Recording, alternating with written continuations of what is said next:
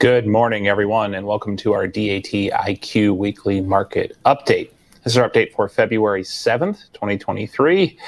Back at it again. I'm Ken Adamo, Chief of Analytics over here at DAT, joined by Dean Croak, who's our Principal Industry Analyst. And we have a very special guest. We have Dustin Jalbert joining us this morning.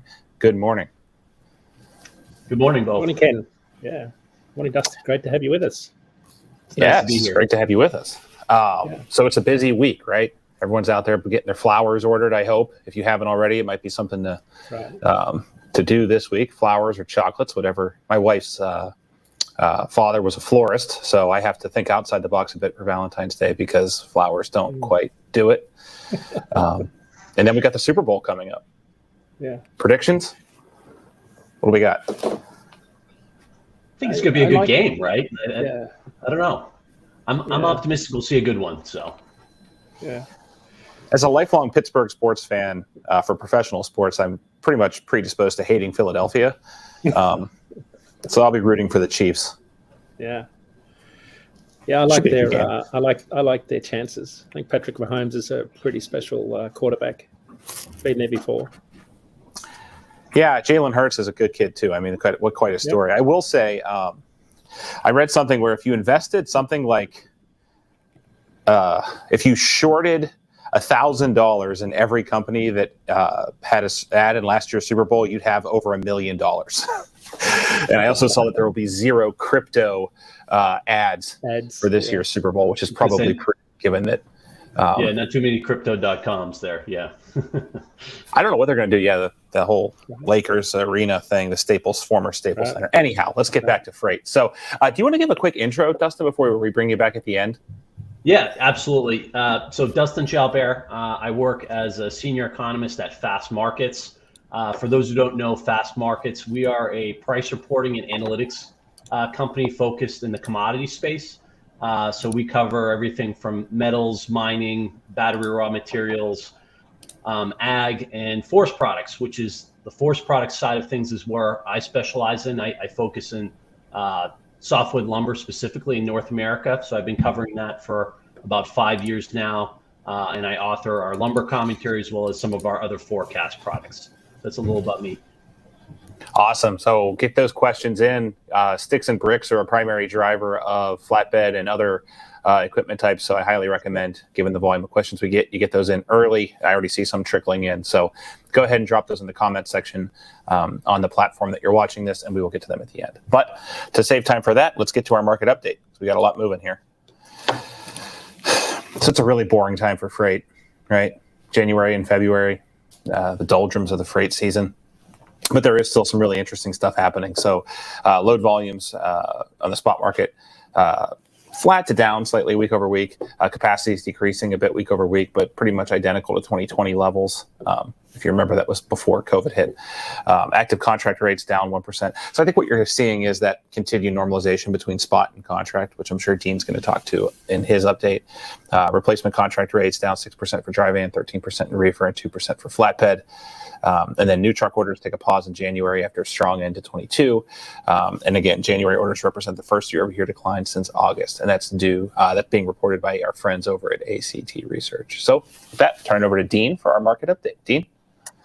Yeah, thanks, Ken. Lots to cover. So let's start with our load to truck ratio on dry van. Predictably, load post bounced back last week, first shipping week the last shipping week at the end of the month. We typically see a bump. Volumes are still around half what they were last year, but they were up 18% last week on the load board side. That's about 9%, within about 9% of 2018 levels as a point of reference. Carrier equipment posts still at record highs, but within about 3% of 2018 levels. So still high. We're still not shedding, capacity at the rate that we would have normally back in 2019. Load to truck ratio up from 2.2 to 2.79 last week. Having a look at refrigerated, although winter produce volumes remain much cooler than the previous year, fruit and veg volumes did start to move out of Florida and Arizona across the Nogales border crossing last week ahead of Super Bowl. Of course, surging volumes of roses and carnations ahead of Valentine's Day helped improve overall market load post volumes, up by 34% week over week. Capacity tightened slightly, 13% fewer equipment posts last week. Load to truck ratio up from from 3.17 to 4.88. And in flatbed, load posts increased for the second week in a row following last week's 6% gain. Volumes are still about 77% lower than this time last year, and of course about half what they were this time in 2018, which was mainly a flatbed-driven rate rally. So that sort of underscores where demand is for flatbed. Carry equipment posts at their highest level in 7 years. Load to truck ratio up to 13.04 from 11.35. Having a look around our market condition index, following last week's disaster declaration by Governor Greg Abbott in Texas following the winter ice storm, capacity tightened slightly. Outbound dry van line haul rates up by just a penny per mile to $1.64. That's identical to 2018 levels, but nearly 70 cents a mile lower than this time last year. Last week, load posts surged across the border crossing in Laredo. It's the largest commercial truck crossing zone. Volumes are up 47% week over week, but there was ample capacity to meet demand. Rates actually dropped by 4 cents a mile to $1.79. Remember, folks, these are line haul rates excluding fuel. So it's $1.79 for all outbound loads from the Laredo market. Having a look in the Pacific Northwest, Idaho's state level rates at $1.96 increased by 14 cents a mile last week, which is identical to this time in 2018 also. You'll hear lots of references to 2018 with the current flatbed market as we go through our various sections. Gains were boosted by a flurry of activity in Twin Falls, Idaho. Load posts up 63% week over week. Spot rates up 14 cents a mile to $1.60. Twin Falls to Phoenix at $1.70 a mile.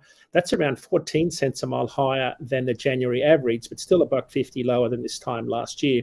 And notably, dry van capacity tightened last week in the southeast, where rates increased by 2 cents a mile to $1.68, still $1 a mile lower than this time last year. Having a look at the refrigerated market, lots of activity. Super Bowl this weekend, of course, and Valentine's Day next week boosted reefer volumes. Some interesting stats if you're interested. This weekend, we will consume 1.45 billion chicken wings, 300 million gallons of beer, 14,500 tons of chips, 12 tons of nachos, 4,000 tons of popcorn, and 13.2 million pounds of avocados.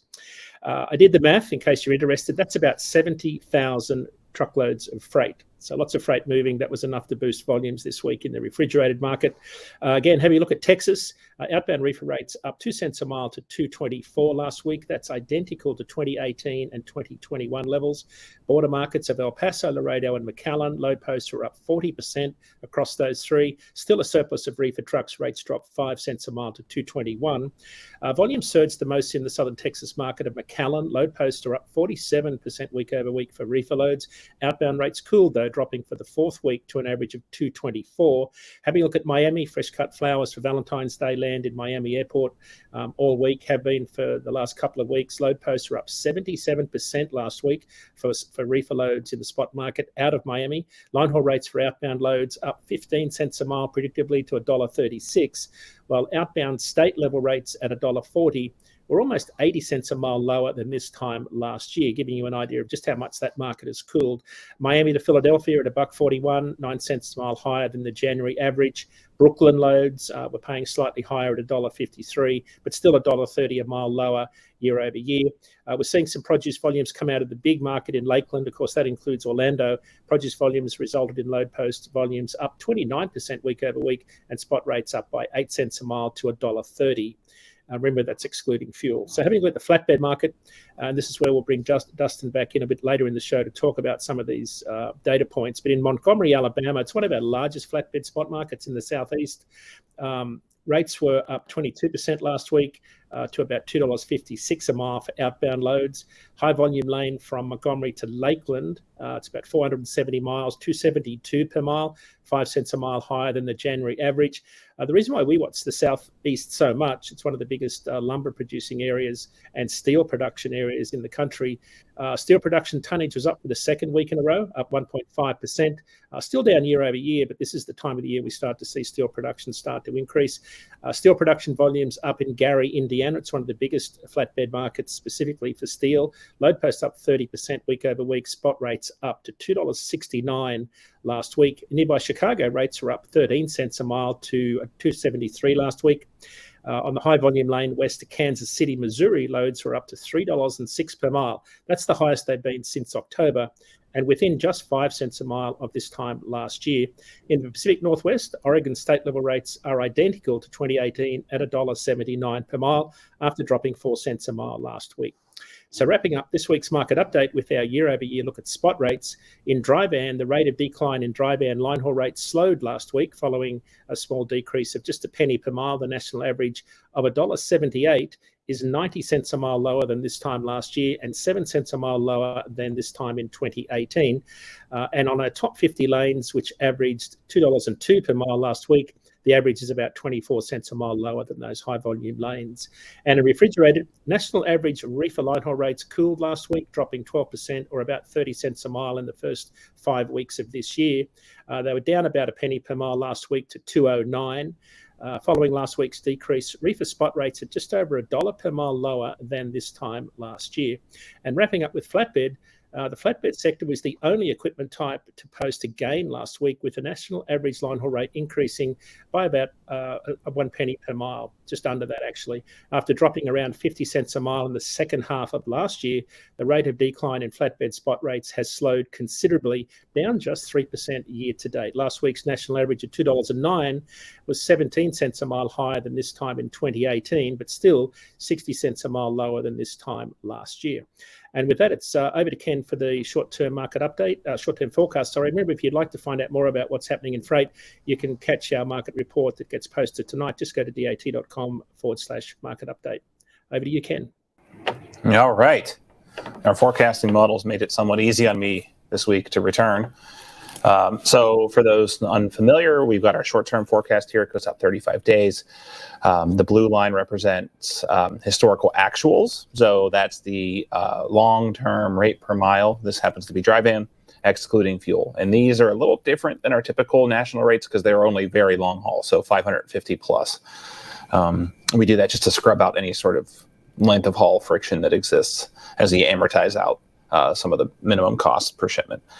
And then we have 4 forecast models that we show here. RateCast, which is our flagship. It's in all of our products. We've got a short-term model that's in red. RateCast is in green. Short-term's in red. That more heavily weights near-term data, tends to overreact in one direction or another. And then you have a gray and a yellow, which are blends of the two to give you a more nuanced approach. And basically all the models are saying the same thing. So we would expect seasonality to bottom out here by Valentine's Day-ish, and then start to see things increase a tiny bit. My personal sort of subjective view on this is we might see a little bit of a prolonged bottoming, perhaps at the end of this forecast horizon as we get into March. A lot of that's going to be weather dependent. But as you can see, all of the forecasts pretty much agree that seasonality will start to exert itself here within the next 35 days. Let's go to reefer, and we have some disagreement here on the refrigerated side. So again, all the forecast model colors mean the same, but the short-term model is a very much paying no attention to seasonality. I think this is one where you have to take the short-term with a grain of salt. We'd have to have a rather catastrophic start to produce season for that forecast to really pan out. I do think RateCast is probably a touch, and that's the green, a touch optimistic. But we'll really have to see how things pick up as we get into late February and early March in some of the early produce markets in the Southeast and Southwest. Let's get to flatbed. Model's pretty much in agreement. RateCast is a little bit more optimistic. Probably taking into account some of that seasonal uptick we'd start to see in some of the building markets. But the short-term forecast really isn't having much of that. It's just expecting really flat through the next 35 days. But that's why we have Dustin on here to talk predominantly around flatbed, but also the other equipment types. And that will move us to our question of the week. Yes, Ken. Yeah, thanks for that update. Dustin, question for you to get started. The fortunes of flatbed and dry van carriers are closely aligned with the housing market, based on some of that data I shared with you last week. What's 2023 got in store? Yeah, so I mean, obviously, the industry's gone through a lot of pain, right? The last sort of year or so. When we think about where housing, if we talk about single family starts in particular, right? We were at over 1.1, 1.2 million starts at the peak, say at the beginning of last year of the housing cycle. and we've dipped down. Housing starts are now in the 800 to 900,000 range and at a seasonally adjusted annual rate. So you're talking, anywhere from a 25 to 30% drop in the span of 12 months, right? So as you guys being familiar with volume, volume of activity, that's a huge sort of dip in a short period of time. So we think that the good news on the housing side, particularly on single family, things seem to be bottoming out because interest rates are starting to turn around. We had that huge rate spike, in mortgage rates last year, starting to kind of trickle down. Home builders are also trying to do their best they can to cut prices, do rate buy downs to make those mortgages much more affordable for prospective home buyers. And we are starting to see some signs, some of the preliminary sort of high frequency data, purchase applications, anecdotal evidence from realtors that the market is starting to pick up again. So it does seem like we are starting to find kind of a bottom in home sales. So that is good news for construction activity. So I do think things are probably going to bottom out in the next few months. And we're forecasting for housing starts, total housing starts to be about between 1.3, 1.4 million units in 2023, which is down sort of 12, 13%. And single family will probably be down, we think, by about 16, 17%, somewhere between 800 and 900,000 units. So pretty big drop, but I think in the near term, there's some signs of bottoming here. I wish I had a hot take air horn because I love that. I like that. There's a lot of this tends to lag, right? A lot of the analysis that you see out, especially on our side of the fence, where you don't have some of that primary analysis that you all are putting together, it tends to lag some of those indicators. So that's a really sort of comforting, I would say, to hear, because I personally, some of the data that I was peeking at had a little bit more of a pessimistic, maybe like a late Q2 into Q3 bottoming. But I'm really interested. I think the thing to think about too is, one thing that has actually buoyed the construction market too, is while starts have really fallen off a cliff, right, in the past 12 months, there's still a historic amount of homes under construction in the United States right now. A lot of that is multifamily, which obviously there's just less building materials that go into a multifamily unit than a single family unit. There's just more single family units constructed in the US on an annual basis in a typical year. But the good news is, in a weird way, all the supply chain disruptions and labor shortages that we've seen over the last few years, it's sort of stretched out the cycle times for construction activity. So that single family home, instead of it taking, typically 6 to 7 months to build, it's taking 8, 9, 10 months. So we've got this huge amount of volume that's accumulated that's under construction but yet to be completed. And so that is also, especially the back end of the building cycle, maybe not so much for lumber and structural panels like OSB and plywood, where we've really seen demand come off. But you think about, your appliances, your windows, your doors, your cabinets, there's still a lot of demand there because these homes need to be finished, right? And they need to be delivered.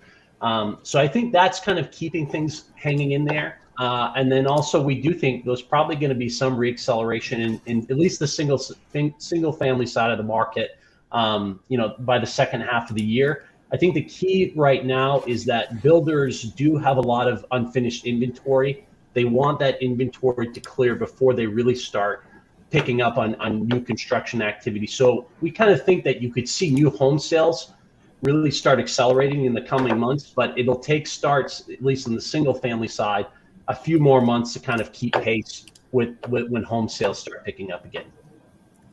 I have a question for you. Anecdotally, and in some scraps of data here and there, we're hearing reports that a lot of people are backing out of, even after making initial deposits or an initial draw on a construction loan. What are your thoughts on that? And can you help point some of our viewers and even us to some data that would help us track that?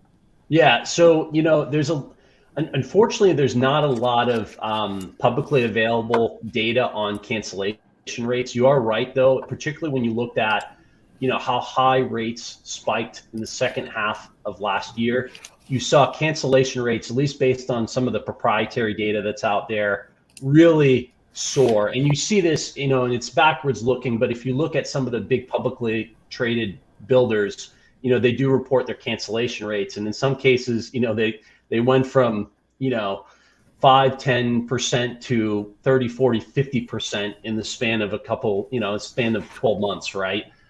So that has definitely happened, and it's the good news is it does seem to have bottomed out in, say, November, December, and a lot of this is coinciding with mortgage rates starting to sort of trickle down, right? Between that and also I think home buyers, a lot of people were put on the sidelines with that rate spike, fear of home prices really falling dramatically, and some of that is happening. But between, again, rates coming off, builders doing what they can to give buyers deals, whether they be rate buy downs, whether they be outright price cuts on the homes, it does seem like cancellation rates are starting to improve again. And so between that and just gross sales picking up, that is giving some life back to the market. We're still at very depressed levels in terms of net sales compared to where we were 12 months ago. But it does seem like the momentum is moving in the right direction. It's just a question of how fast that recovery will happen, I think. Right. Dustin, one of the trends that we observed, or I guess everybody observed during the pandemic, was the extensive amount of renovations that were undertaken by existing home owners, myself included. Do you have a sense of how much that's been driving overall demand, for lumber, and is that expected to continue? It's a huge category and it's under discussed, right? The way we tell clients, housing starts and new home sales are kind of like the sexy industry data that is, it's readily available. Right. It's high frequency data. Right. That people love to talk about. But when we talk about wood products in particular, you're talking about 30 to 40% of demand is actually consumed in the repair and remodeling space. And it's actually for lumber, softwood lumber specifically, repair and remodeling is a larger end use category than new home construction, which usually blows people's minds, but that's just a fact. And when you look at what happened in the pandemic, right? You mentioned it, Dean, people who are stuck at home, they had stimulus money in hand, weren't participating in the service side of the economy. We had, what we're calling this sort of DIY boom. Everyone was putting in decks, putting in fences, a lot of cases smaller to mid-sized projects that didn't necessarily need a contractor. And that really goosed demand for R&R, repair and remodeling, renovation at the outset of the pandemic. But that's really cooled off a lot.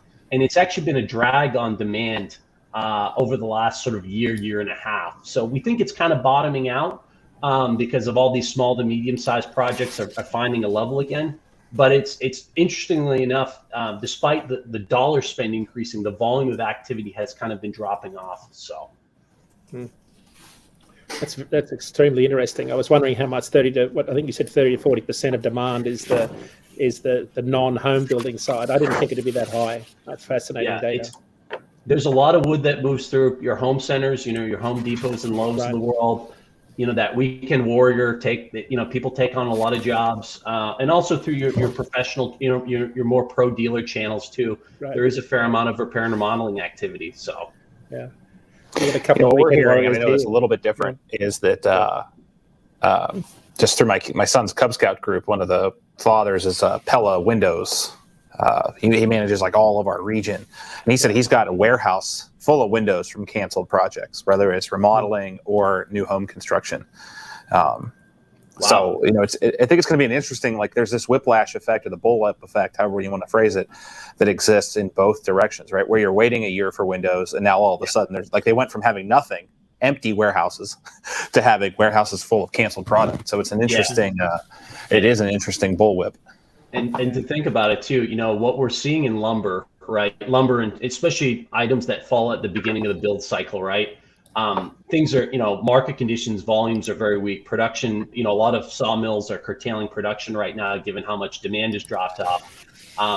We think we're going to see that kind of bullwhip for, stuff at the end of the building cycle. And, what you shared, that anecdote of on the window side, which was so tight for so long, I think you're going to see similar types of things for HVAC, for utility poles, for windows and doors that are maybe still some problem areas because, as those completions get put to market, you're going to see less and less sort of aggregate activity, at least, in maybe Q2, Q3, where there's this sort of air pocket until we see new construction, single family really reaccelerate on the start side later in the year.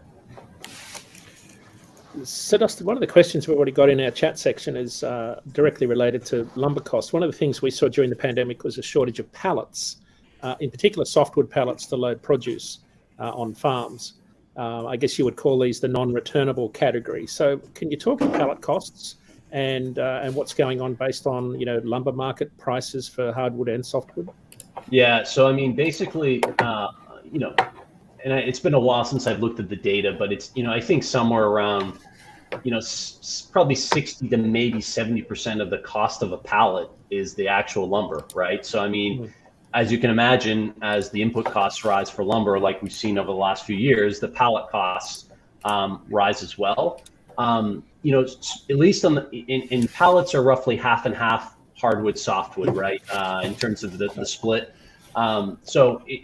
Interestingly enough, a lot of pallet prices are indexed off of our lumber prices that we report through one of our business units that reports lumber prices, Random Lengths. So, there is kind of a lag in terms of when those prices feed through into the pallet costs, and it's all based on contracts between the pallet manufacturer and the end user.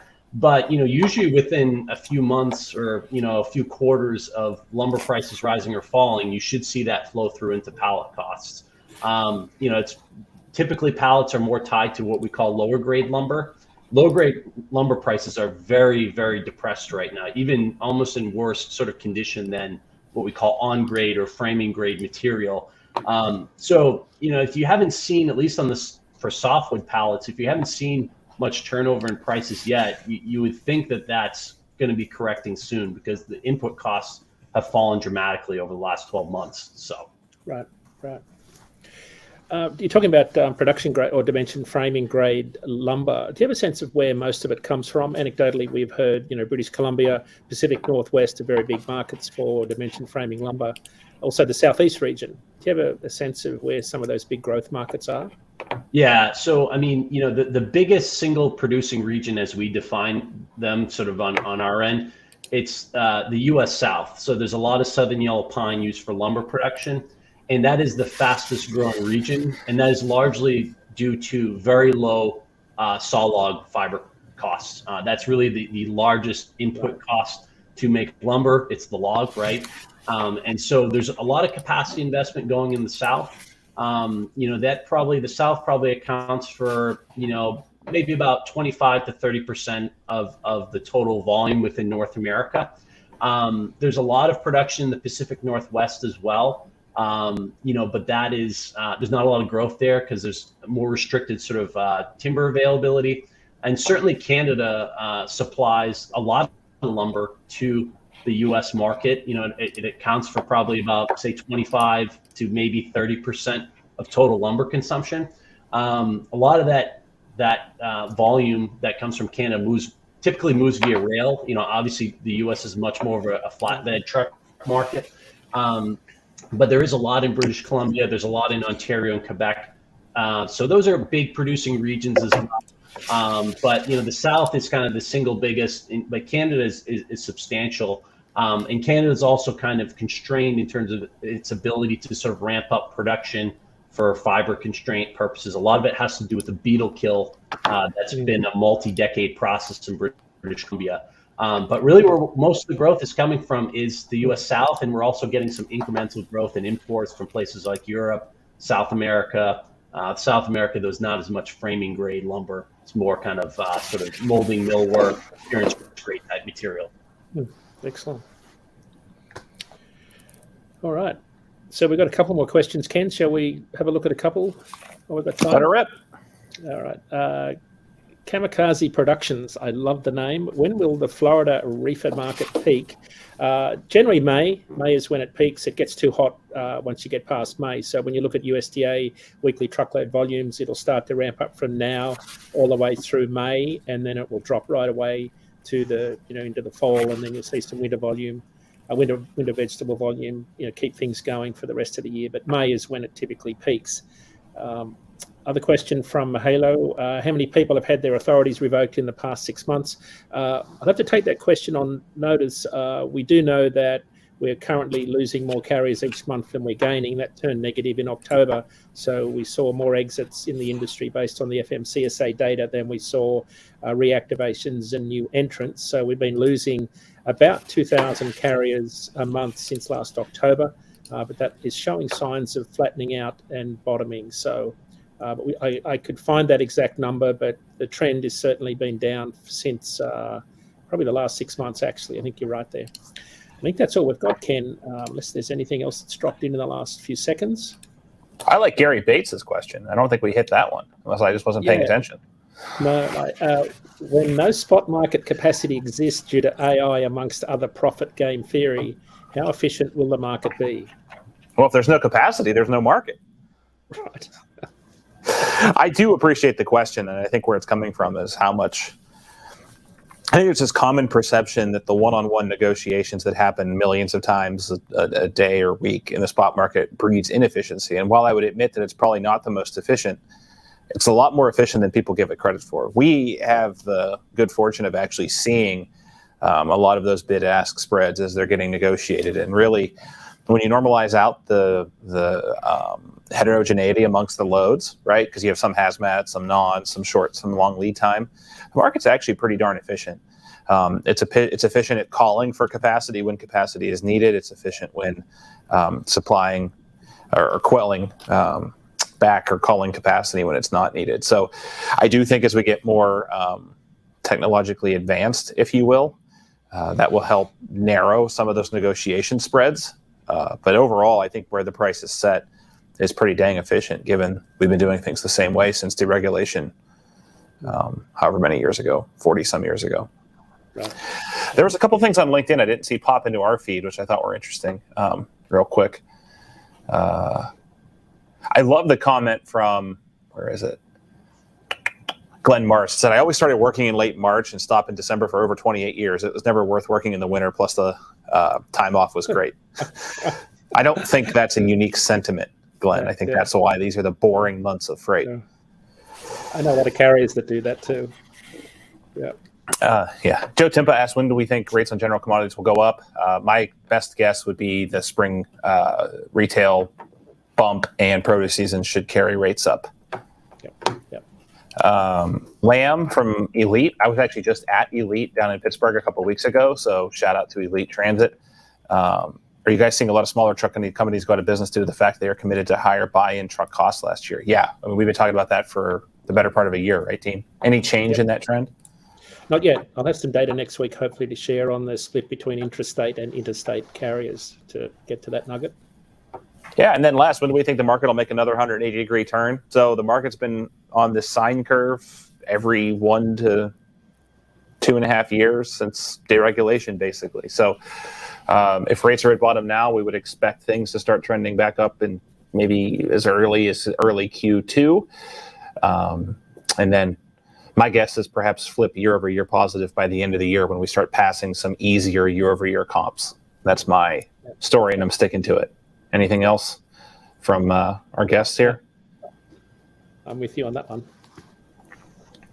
All right. Well, this has been great, Dustin. I'd love to have you back on at some point before the end of the year, because this is such an important driver, and you've brought such a wealth of information. I know that our listeners and Dean and I are both very grateful. So thank you. How can people get in touch with you? You can always email me. djalbert@fastmarkets.com. So if you have any questions, I'd be more than happy to field them sort of after the fact here. So, and thanks for having me. It's been a pleasure. Yeah. Great. Dean, plugs? I'm here at Stifel Research in Jacksonville, Amelia Island today, speaking this afternoon on Sales Chatter again in the morning with Dan Deegan, Ryan Muhammad, and Jeff Dickinson, 9 a.m. Eastern. We're on Landline now tomorrow evening on Sirius XM Channel 146, Road Dog Radio. That's 7 p.m. tomorrow night, Landline now. I'm on Radio Nemo with Jimmy Mack on Thursday morning at 8 a.m. Don't miss the next edition of Freight Vine. That's out this Thursday, featuring Christopher Minns, technology columnist from the Wall Street Journal, and they're talking about the evolution of technology in transportation. And lastly, don't forget, you can get this week's DAT market update at dat.com/market update. It'll be posted this evening. That's the long form version of today's market update. Thanks, Ken. All right, I'll wrap us up here. So we'll be back next Tuesday. As far as I know, it'll be Valentine's Day. Yeah. Wow, I had to pick out a red shirt. I think I know the perfect one. It has an Ohio State logo right here. So I'll pick that. Maybe we'll have a Valentine's themed episode next week. It was great to be back in the chair this week after a couple weeks of travel. So I want to thank everyone for joining us. And again, as a friendly reminder, if you weren't with us at the beginning of the show, get those flowers and strawberries ordered now so that you're not in the doghouse next week. So thanks, everyone. We'll see you next week, and we hope you have a great and safe week. Bye, everyone. Yeah, thanks.